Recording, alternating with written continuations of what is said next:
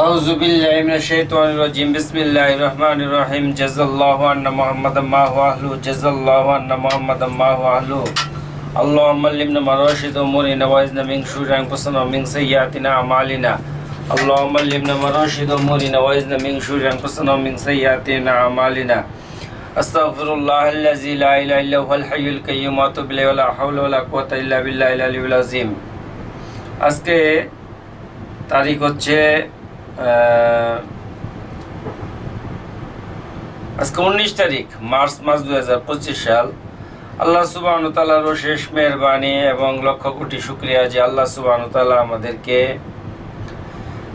ভালো রাখছেন, এর জন্য শুকরিয়া আদায় করি আলহামদুলিল্লাহ। আমি কয়েকদিন যাবৎ অসুস্থ ছিলাম, ঠান্ডা জ্বর, বিভিন্ন পায়ের ভিতরে ব্যথা ছিল, যার ফলে আমি কয়েকদিন যাবৎ এই ফেসবুকে লাইভে তেমন একটা আসি নাই। কারণ শরীর যদি ভালো না থাকে তাহলে আসলে কোনো কিছুই ভালো লাগে না। দুনিয়ার টাকা পয়সা, মান সম্মান, ইজ্জত যত কিছুই থাকুক না কেন, একটা সব কিছু নির্ভর করে শারীরিক সুস্থতার উপর। সেই জন্য আল্লাহ সুবহানাহু ওয়া তাআলা বান্দার যৌবনকালের ইবাদতকে পছন্দ করছেন। সেই জন্য আমরা সবচেয়ে দুনিয়াতে যত বড় নিয়ামত আছে, সবচেয়ে বড় নিয়ামত হইল শারীরিক সুস্থতা। একটা লোক আইপিএসের রোগী, সে দেখা যায় সে মুরগি লিকুইড করে খাইতে হয়, তাহলে তার এই ধন সম্পদের কোনো কাজে আসবে না, তার এই ধন সম্পদের কোনো ভ্যালু নাই। আমি মনে করি ইনভ্যালিড, কোনো দাম নাই। সেই জন্য শারীরিক সুস্থতা হইতেছে সবচেয়ে বড় জিনিস। একজন শ্বাসকষ্টের রোগী, তাকে ইনহেলার ব্যবহার করতে হয়, সে অনেক টাকা পয়সা, মান সম্মান, ইজ্জত সম্মানের মালিক, কিন্তু তার কোনো দাম নাই। কারণ এক সময় দেখা যাবে ইনহেলার হয়তো যদি কোনো বড় ধরনের যুদ্ধ হয়, ইনহেলার যে কোম্পানি তৈরি করতেছে হয়তো তারা সাপ্লাই দিতে পারবে না, তখন সে কিভাবে বাঁচবে? তারপরে যে লোকটা কানে কম শুনে, যখন কানের মিশিং এই সাপ্লাই বন্ধ হয়ে যাবে বা কানের মিশিংটা সে ঠিক করতে পারবে না, ওই টাইমে তার অবস্থা কি হবে? সেই জন্য আসলে টাকা পয়সা, ধন দৌলত, মান সম্মান, ইজ্জত সব কিছু এগুলা তখনই মূল্য আসবে যখন একটা মানুষ সুস্থ থাকবে। সেজন্য মুসা আলাইহিস সালাম জিজ্ঞেস করছিল, আল্লাহ, আমি যদি আল্লাহ হইতাম, আমি যদি সৃষ্টিকর্তা হইতাম, আর তুমি যদি কি করে কয় বান্দা হইতা, তাহলে তুমি কি চাইতা? তুমি চাইতা কি চাইতা বলো? আল্লাহ তাআলা বলেন, আমি চাইতাম সুস্থতা। কারণ সুস্থতা কি জিনিস আমি বুঝি। কারণ যেহেতু আমার 2022 সালে ফেব্রুয়ারি মাসের 21 তারিখ যে কোনো একটি কারণবশত আমার বাম পা কেটে ফেলতে হয়েছে। তো আমি জানি যে এই সুস্থতা কত বড় জিনিস, আমি জানি অক্সিজেনের কত মূল্য, আমি জানি এই ব্লাডের কত মূল্য। আমাকে ফার্স্ট টু লাস্ট 3টে অপারেশন হয়েছে, 3টে অপারেশন পর্যন্ত আমার 23 ব্যাগ রক্ত লাগছে। আমি জানি এক ব্যাগ ব্লাডের, এক ব্যাগ রক্তের দাম, এক ব্যাগ রক্ত সময় মতন কত মূল্যবান, সময় মতন অপারেশনটাও কত মূল্যবান, এবং সময় মতন অক্সিজেনটা এটাও কত মূল্যবান। যদি সময় মতন অক্সিজেন না থাকে তাহলে বোঝা যায়। আমাকে যখন এখান থেকে আনোয়ার হাসপাতাল, তারপরে ময়মনসিংহ হাসপাতাল, তারপরে যখন হৃদরোগে নিয়ে গেছে, হৃদরোগে আমাদের জামালপুর যে হাসপাতালের যে অ্যাম্বুলেন্সটা ছিল নান্দিনার, তো এই হাসপাতালের অ্যাম্বুলেন্স, সে বুঝতে পারছে যে এখানেই তার মানে কাজ হবে, এখানেই তার চিকিৎসা, কিন্তু আসলে সেখানে তো আমার চিকিৎসা না। যাই হোক, পরবর্তীতে ওই হাসপাতালে যখন আমরা আসছে, তখন ওই হাসপাতালের ভিতরে আমার আবার ওখানে ওরা বলতেছে যেখানে পঙ্গু রেভার্ট করতে হবে, তখন ওই অ্যাম্বুলেন্সের ভিতরে অক্সিজেন ছিল না। তখন আমি বলতেছি যে আমাকে অক্সিজেন ছাড়া তো বাঁচানো যাবো না, তোমরা এই অ্যাম্বুলেন্সটা কি করো, নতুন একটা অ্যাম্বুলেন্স করো যে অ্যাম্বুলেন্সের ভিতরে অক্সিজেন আছে। তখন বুঝতে পারছি যে অক্সিজেনের কত মূল্য। সেই জন্যে দুনিয়াতে যত কিছু টাকা পয়সা, ইজ্জত সম্মান যত কিছুই থাক না কেন, ওই জিনিসের তখনই মূল্য হবে যখন তার শারীরিক সুস্থ থাকবে। শারীরিক সুস্থতা থাকলে সে কথা বলার মতন শক্তি পাবে, সে চলার মতন শক্তি পাবে, সে দেখার মতন শক্তি পাবে, সে জিম করতে পারবে, সে কৃষি কাজ করতে পারবে, সে রিক্সা চালাইতে পারবে, সে অটো চালাইতে পারবে, সে সিএনজি চালাইতে পারবে, সে ট্রাক চালাইতে পারবে, সে সুইমিং করতে পারবে, সে সমুদ্রের থেকে মহাসমুদ্র গভীর সমুদ্রে ভিজে 1000 নটিক্যাল মাইল ভিতরে সে বঙ্গোপসাগরের ভিতরে সে মাছ ধরতে পারবো। এটা কখন পারবে? যখন সে শারীরিকভাবে ফিট থাকবে এবং শারীরিকভাবে সুস্থ থাকবে। এখন যদি শারীরিকভাবে সুস্থ না থাকে, শারীরিকভাবে ফিট না থাকে, তাহলে তার দ্বারা অনেক কিছুই অসম্ভব, অনেক কিছুই তার দ্বারা অসম্ভব, কারণ সে শারীরিকভাবে ফিট না। তারপরেও আল্লাহ তাআলা আমাদেরকে যে অবস্থায় থাকতেছেন, এটা আল্লাহ দরবারে শুকরিয়া। আমি সেদিন ঢাকাতে এক ছেলের একটা ভিডিও দেখলাম। ওই ছেলের ডাইন হাতটা নাই, 2টা পা নাই, বাম হাতটা আছে। এর ভিতরে সে জীবন সংগ্রামের যুদ্ধে সে একটা পানের দোকান করতেছে, এক হাত দিয়েই, কিন্তু আর বাকিটুকু তার ফ্যামিলি থেকে তাকে নিয়ে যাইতেছে, তাকে নিয়ে আসতে হইতেছে। তো যাই হোক, আমার কথা হলো, যাদের হাত পা পঙ্গু হয়েছে, যাদের হাত পা বিকলম্ব হয়েছে, যে কারণেই হোক, যে কোনো কারণবশতই হোক, যেটা হয়েছে, এখন এই অবস্থার ভিতরে আসলে যারা শারীরিক প্রতিবন্ধী, বাক প্রতিবন্ধী, বিভিন্ন ধরনের সমস্যা, বিভিন্ন ধরনের শারীরিক অঙ্গহানি করছে, অথবা আমাদের এখানে এক লোক আছে, সে 2 চোখে দেখে না, তার যে কত কষ্ট, সে আমার সাথে কষ্টগুলো যখন শেয়ার করে, তখন আমি তার এই কষ্টগুলোকে আমি অনুধাবন করার চেষ্টা করি। এখন এই যে এই সমস্ত মানুষগুলোকে যদি কেউ কষ্ট দেয়, তাহলে এটাকে তাৎক্ষণিক এটার একটা বিশ্ব মানবাধিকার সংস্থা, এটা তাৎক্ষণিক একটা ব্যবস্থা নেওয়া দরকার। কারণ সে তো আসলে ইচ্ছা করলে, চাইলেই, সে মন চাইলেই, এখন যদি একটা পঙ্গু ব্যক্তিকে যদি বলা হয় যে আপনি আসে পড়েন জামালপুর, আসে থানায়, তার সে একটা জিটি করে, সে কখনো যেতে পারবে না, ইম্পসিবল। কারণ তার দ্বারা সম্ভব না, তার অনেক কিছু মেনটেন করতে হয়, তার অনেক কিছুই, তার সমস্যা তাকে ফেস করতে হয়। আর এই সমস্ত মানুষদেরকে মানুষ নিয়েও যাইতে পারে না, কারণ তাদের অনেক ধরনের প্রবলেম হয়, অনেক ধরনের শারীরিক সমস্যা হয়, যার ফলে এই সমস্ত মানুষদেরকে নিয়ে যেতেছে না। আর তাদেরকে অনেক সময় দেখা যায় নিজের আত্মীয় স্বজন এবং কাছের আত্মীয় স্বজন, অনেক বন্ধু বান্ধব আছে, অনেক হিতাকাঙ্ক্ষী সেজেও তাদেরকে অনেকে ক্ষতি করার চেষ্টা করে। এই জন্য আমি মানবাধিকার সংস্থা যারা আছে তাদেরকে বলবো, যারা শারীরিক প্রতিবন্ধী, বাক প্রতিবন্ধী,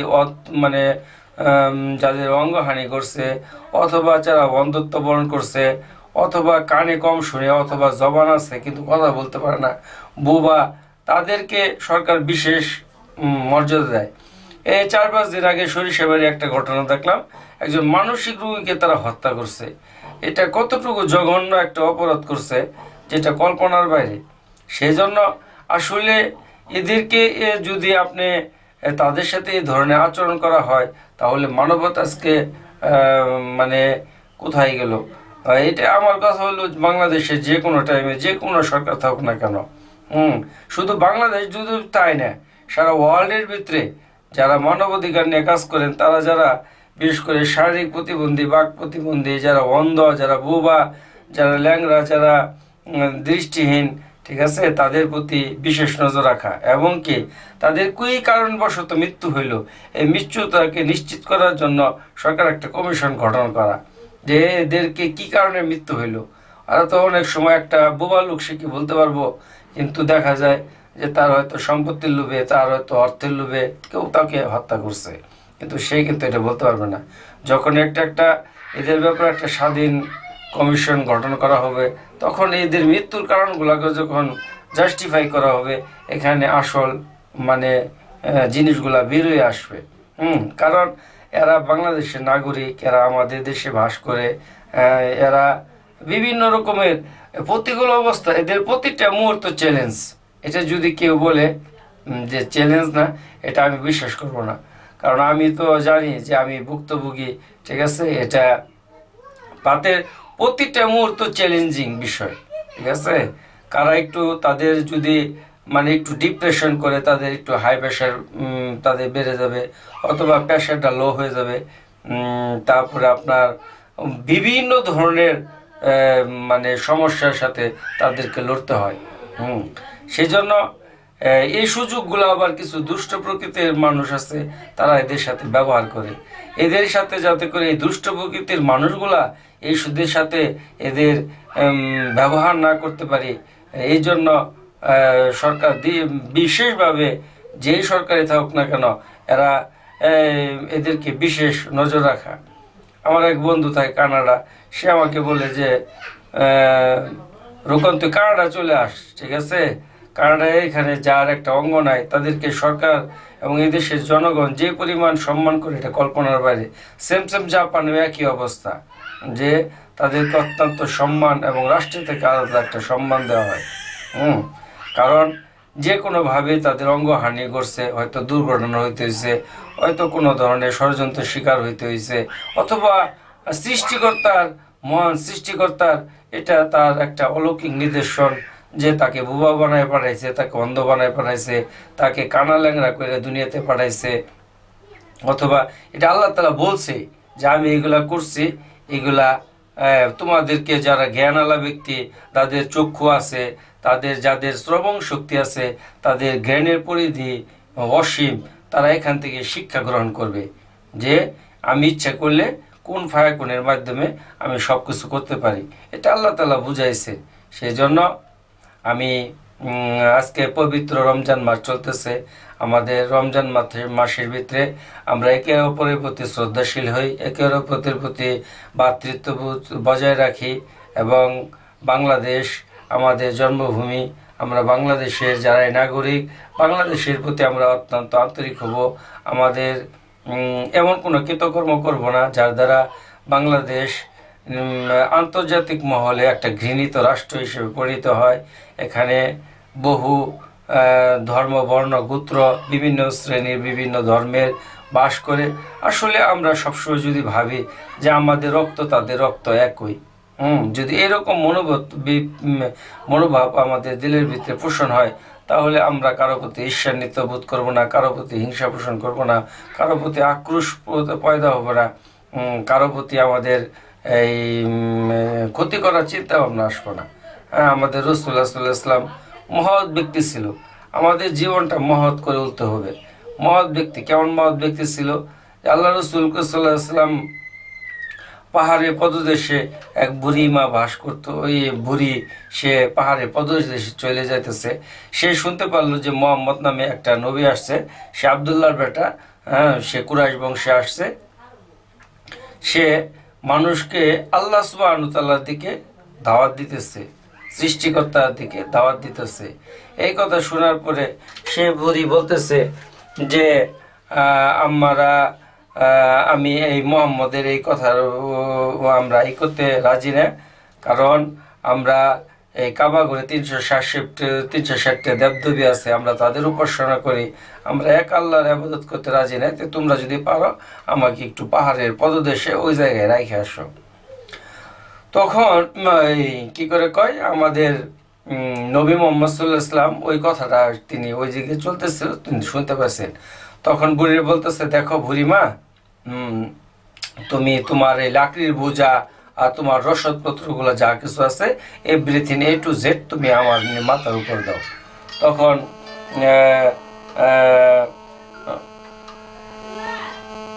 হ্যালো, হ্যাঁ বলো। না না না, আমি একটা ভিডিও বানাইতেছি, কও।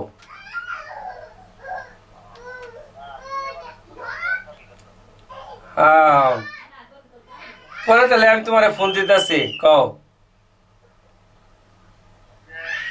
হ্যাঁ আচ্ছা, আমি পরে তোমার সঙ্গে কথা বলি, একটু পরে কথা বলি, ঠিক আছে? ভিডিওটা শেষ করি তারপরে, ঠিক আছে? এখন তিনি ওই পাহাড়ের পদদেশের ভিতরে যাবে, তো রাসূলুল্লাহ সাল্লাল্লাহু আলাইহি ওয়াসাল্লাম ওই লাকড়ি বোঝা নিয়ে গেল। নিয়ে যাওয়ার পরে রাসূলুল্লাহ সাল্লাল্লাহু আলাইহি ওয়াসাল্লাম তাকে দিয়ে আসলো। তখন ওই পাহাড়ে যারা আরো আগে আশ্রয় নিচ্ছে তারা বলতেছে এই কি করতেছে এই বুড়ি, আমরা যে কি করে কয় আবদুল্লাহর বেটা আবদুল্লাহর বেটা মোহাম্মদ, ঠিক আছে, যে তার ভয়ে আমরা পাহাড়ের পদদেশে আসছি, আর বুড়ি তাকে এখানে নিয়ে আসতেছে, সে তো ওই একই জিনিসের মানুষকে দাওয়াত দিবে। তখন তারা খুব মানে বিচলিত হয়ে গেল।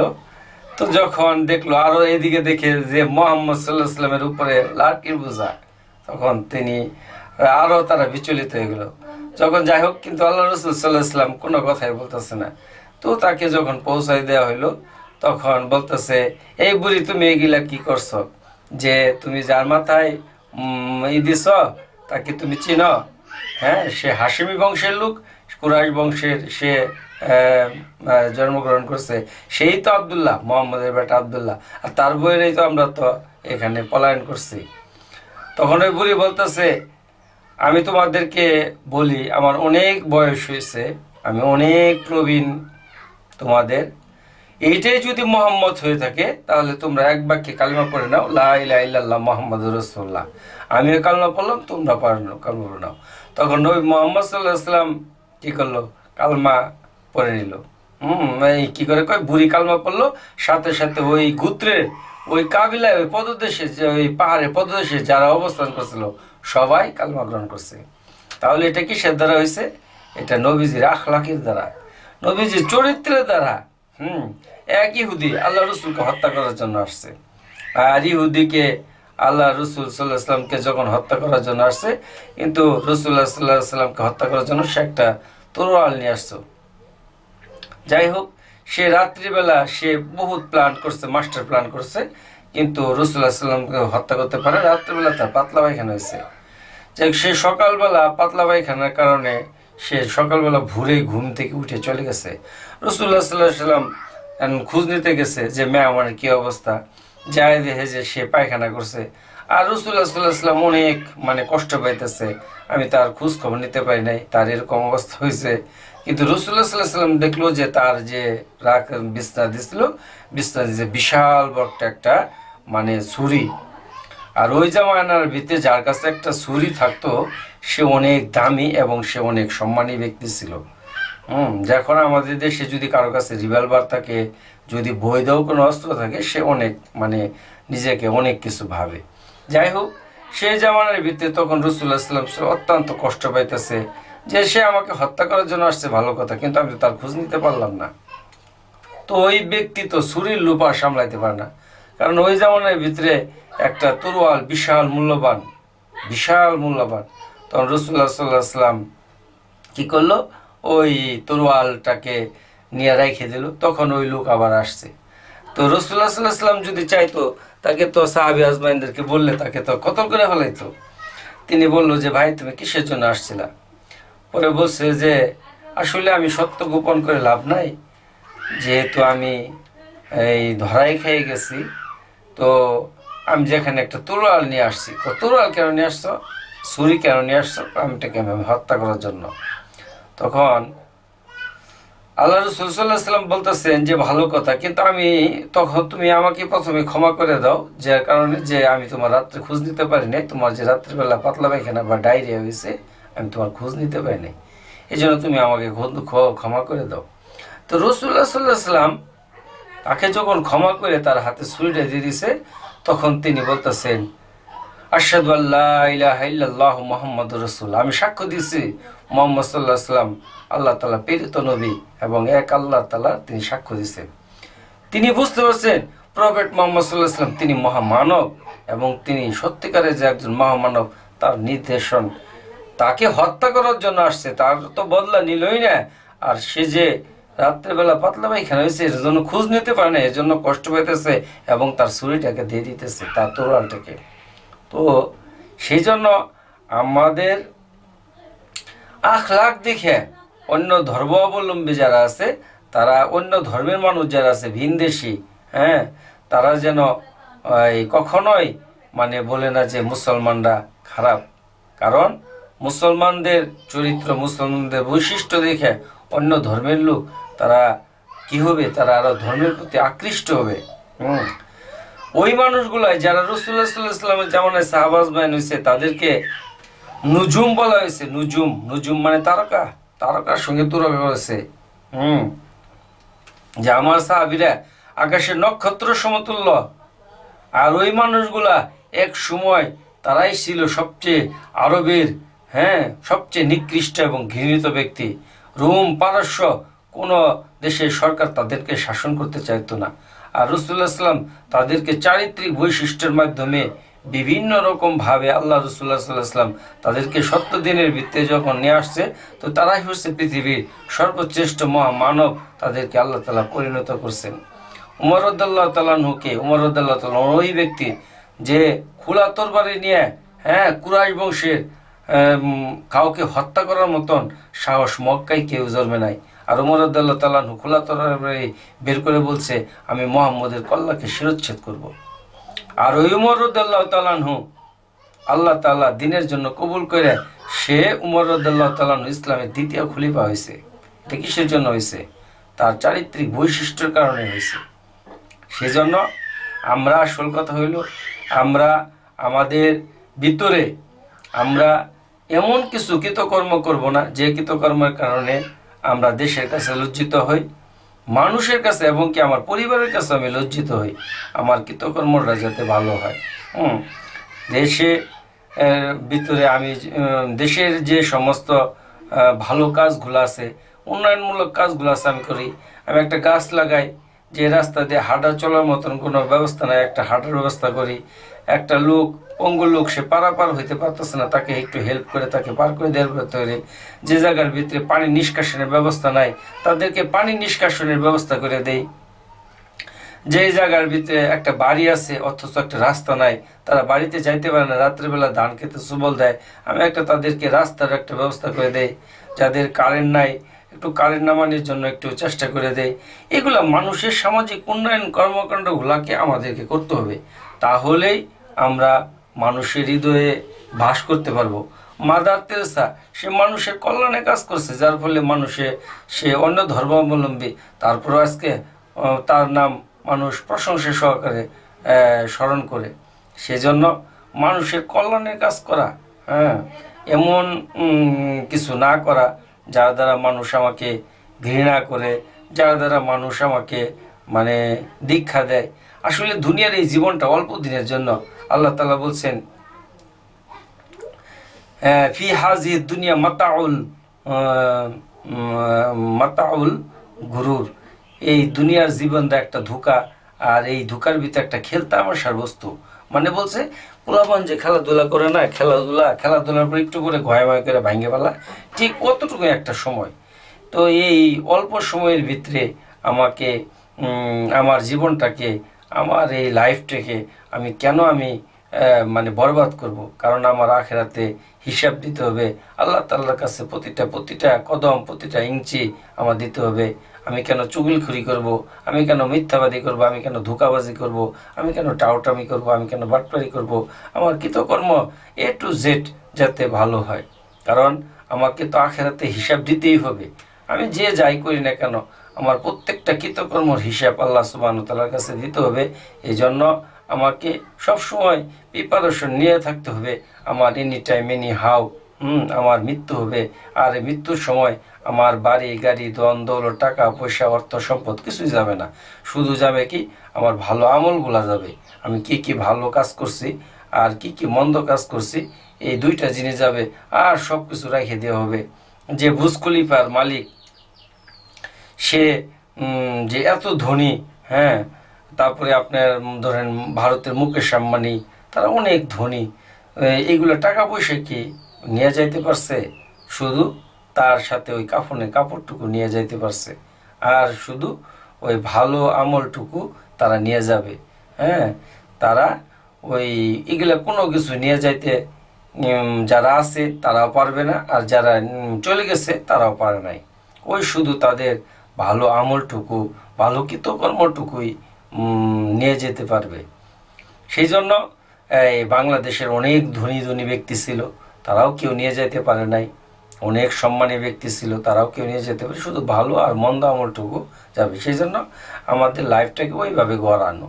আমাদের লাইফটাকে এমনভাবে ঘরানো যে আমি যদি পারি মানুষের উপকার করব, কিন্তু আমার দ্বারা যাতে কোনো মানুষের ক্ষতি না হয়, আমার দ্বারা কোনো মানুষের ক্ষতি না হয়, এই ধরনের চিন্তা চেতনা মনোবৃত্তি আমি ব্রেনে 1 সেকেন্ডের জন্য আমি পোষণ করব না, 1 সেকেন্ডের জন্য না। পারলে মানুষের কল্যাণ করব, আর যদি আমার সমর্থ না থাকে তাহলে আমি মানুষের জন্য দোয়া করব। রব্বানা, হ্যাঁ আল্লাহ আমাদের, রব্বানা ফিদ দুনিয়া হাসানাত ওয়া ফিল আখিরাতি হাসানাত ওয়া কিনা আযাবান্নার, এটা তো নিজের জন্য। আর আল্লাহর কাছে আল্লাহুম্মা হদিনা ওয়াহদি বিনা ওয়াহদিন নাসা জামিয়াও ওয়াজআলনা সাওয়াল লিমান ইহতাদা। জামিয়াও মানে সমস্ত মানব জাতির জন্য দোয়া করা। আল্লাহ রসুলের প্রত্যেকটা উম্মতের জন্য দোয়া করা। এখন ওই উম্মতটা সে মালয়েশিয়া থাকুক, আর সিঙ্গাপুর থাকুক, আর কী করে থাইল্যান্ড থাকুক, আর ভিয়েতনাম থাকুক, আর ওই নেপালে থাকুক, ভুটানে থাকুক, আর কী করে কয় ব্রুনাইয়ে থাকুক, যেখানেই থাকুক না কেন, প্রত্যেকটা মানে প্রত্যেকটা আফরাদ, প্রত্যেকটা ইনসানের জন্য, প্রত্যেকটা ইনসানের জন্য দোয়া করা। চাই সে আফ্রিকার জঙ্গলে মাদাগাস্কারেই বাস করুক, অথবা সোমালিয়া বা কঙ্গুতেই বাস করুক, আর আপনার ওই আফ্রিকার আমাজন জঙ্গলে মেক্সিকো, চেলু, পিরি, উরুগুয়ে এইখানেই বাস করুক, আর ওই বারবাডোস এই বাস করুক না কেন, আর রাশিয়ার সাইপ্রাসে বা আপনার তাজিকিস্তান, উজবেকিস্তান, কিরগিজস্তান যেখানেই বাস করুক না কেন, সবাই মানুষ। এবং জিন জাতি তারা কোথায় আছে? আল্লাহ তাআলা বলে দিয়েছেন, জিনেরা থাকে কই? জিনেরা মানুষের সাথেই বসবাস করে, মানুষের ঘর দুয়ারে থাকে, কিন্তু তাদের জন্য আলাদা সাগরের ভিত্তিতে তাদের জন্য আলাদা বাসস্থান করে দেওয়া হয়েছে। ওখান থেকে কিছু জিন জাতি এই মানব সম্প্রদায়ের ভিতরে চলে আসছে, তারা মানুষদের সাথেই চলে, কিন্তু আমরা তাদেরকে দেখতে পাই না, কিন্তু তারা আমাদেরকে দেখতে পারে। এই যে তাদেরকে দেখা না দেখার ক্ষমতা, এটা আল্লাহ তাআলা আমাদেরকে দেয় না, কিন্তু তাদেরকে দিচ্ছে। তো তারাও বাস করতেছে, তাদের জন্য হেদায়েতের দোয়া করা। কারণ দুষ্ট জিনের যদি কেউর প্রতি আসর করে, তার জীবনটাকে পিছিয়ে তোলে। আমি এমনও ছাত্র দেখছি যে সে পরীক্ষার হলে পরীক্ষা দিতেছে, সে মানে এমন কথা বলে উঠছে যে এটা একটা প্রশ্ন হয়েছে, সে পরীক্ষার বইকে মিলে সিডাম ঢিল মারছে। তো সেটা কোনো প্রশ্ন না, কারণ আমি বুঝতে পারছি, কারণ আমি জানতাম ওই ছেলেটা সে একদম দুর্বল ছাত্র ছিল, একদম নর্মাল ছাত্র ছিল, কিন্তু পরীক্ষার ভিতরে সে যে লেখছে, মানে এত ভালো লেখা লেখছে যেটা কল্পনার বাইরে, যেটা কল্পনার বাইরে। ও তাকে জিনে পড়ায় আসর করতো। সেই জন্য কারো যদি দুষ্ট জিন যদি কাউকে আসর করে, তার জীবনটাকে পিছায় ফেলা, সেই জন্য দুষ্ট জিনের আসর থেকে আল্লাহ রসুল সাল্লাল্লাহু আলাইহি ওয়াসাল্লাম বলছেন, প্রত্যেক দিন সন্ধ্যাবেলা সূরা ফালাক আর নাস পড়ে ফু দেওয়া, বুকের ভিতরে ফু দেওয়া, সন্তানদেরকে সূরা ফু দেওয়া। আর প্রতি রাত্রে যখন রাত্রেবেলা আমরা শুইতে যাব, তখন বিসমিল্লাহ বলে ঘরের দরজা বন্ধ করা। আর জিন দুষ্ট দিন তখনই ঘরের ভিতরে প্রবেশ করতে পারবে না, যখন মানুষ আসসালামু আলাইকুম রহমতুল্লাহ এই কথা বলে ঘরের ভিতরে প্রবেশ করবে। আর যদি সে সালাম না দিয়ে ঘরে প্রবেশ করে, তার সাথে সাথে একটা মুরব্বী শয়তান তার সাথে সাথে ঢুকবেই, এটা কোনো বিন্দু পরিমাণ সন্দেহ লেশ মাত্র নাই। সেই জন্য ঘরের মধ্যে মানুষ থাকুক আর না থাকুক, আমরা প্রত্যেকেই, ছেলে হোক মেয়ে হোক, পুরুষ হোক নর হোক নারী হোক, আমরা অবশ্যই আসসালামু আলাইকুম রহমতুল্লাহ এই কথা বলে আমরা কি করব? ঘরে প্রবেশ করব। তখন আমার সাথে রহমতের ফেরেশতা আসবে, এবং যখন আমি বাথরুমে ঢুকবো, তখন আমি বাম পা দিয়ে ঢুকবো এবং ডান পা দিয়ে আমি বের হব। আর যে কোনো কাজ করার আগে আমি বিসমিল্লাহ বলবো। প্রত্যেকটা কাজের আগে, একটা ভাত খাইতেছি বিসমিল্লাহ, একটা কোনো কিছু ধরতেছি বিসমিল্লাহ, প্রত্যেকটা কাজের আগে বিসমিল্লাহ করব। আর বিশেষ করে রাত্রিবেলা যখন আমি দরজা বন্ধ করব, এই আমলটা অবশ্যই করা জরুরি। সেটা হলো বিসমিল্লাহ বলে ঘরের দরজা লাগাই দেওয়া, তাহলে আর খারাপ জিন ঘরের ভিতরে প্রবেশ করতে পারবে না। সেই জন্য আমরা আরও অনেক মাসনুন দোয়া আছে, আমরা এই দোয়াগুলা পড়তে পারি। আমরা মানে প্রত্যেকটা নবীজি আমাদের যে জীবনের ভিতরে যে সমস্ত দোয়া কালামগুলা শুকাই দিছে, আমরা এগুলাকে আমল করার জন্য চেষ্টা করব।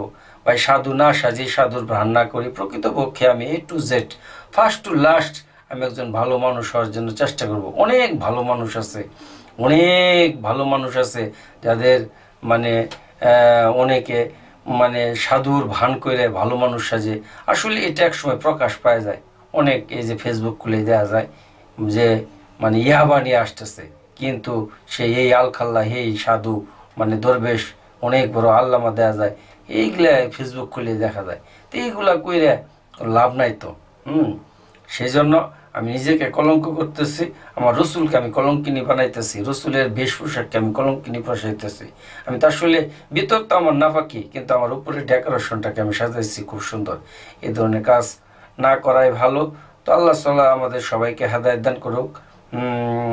আমার নাম মোহাম্মদ রুকনুদ্দিন, নান্দিনা পুরাতনপাড়া, জামালপুর অধিবাসী, বাংলাদেশ আমার দেশ, স্লিপ অফ টাং। কাইন্ডলি কোনো কথার ভিতরে ভুল ত্রুটি হলে অবশ্যই আমাকে ক্ষমা করবেন। এবং কি মানুষকে সৎ কাজের আশ্বাস করা, অসৎ কাজের নিষেধ করা এবং নিজেকে সত্যের উপরে থাকার জন্য চেষ্টা করা, এটাই আমাদের কর্তব্য। এর জন্য আমরা আমার যার যার স্থান থেকে আমরা চেষ্টা করব।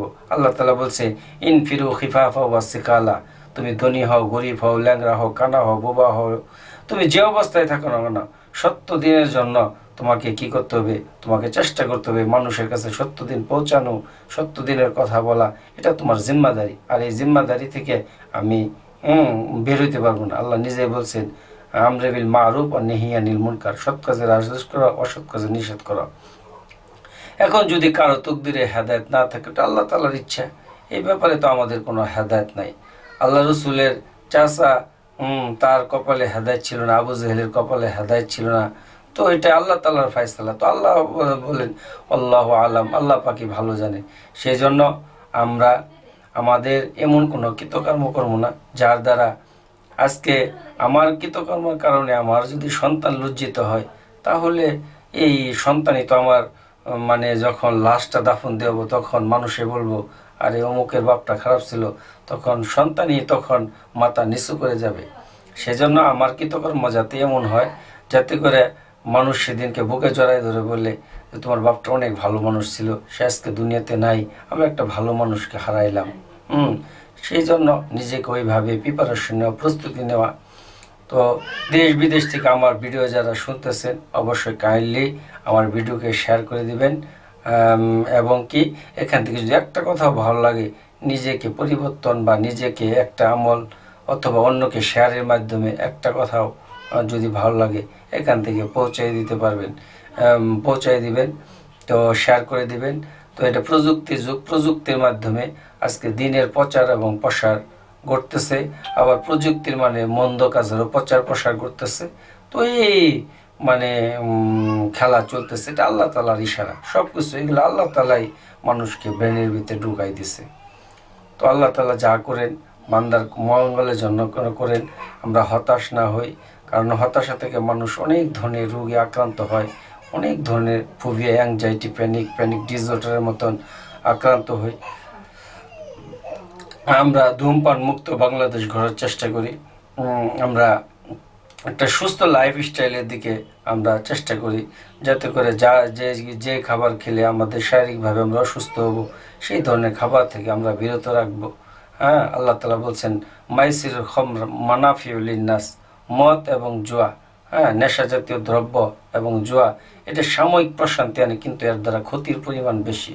তো আল্লাহ তাআলা আমাদেরকে সমস্ত ধরনের অপকর্ম থেকে আল্লাহ তাআলা হেফাজত করুক। আল্লাহর হেফাজত ছাড়া আমরা কেউ বাঁচতে পারবো না। এই জন্য আল্লাহর কাছে দোয়া করা, আল্লাহর কাছে চোখের পানি ফেলাই ফেলাই দোয়া করা। তো আল্লাহ তাআলা আমাদের কথাগুলোকে বোঝার তৌফিক দান করুক। আসসালামু আলাইকুম ওয়া রাহমাতুল্লাহি ওয়া বারাকাতুহু।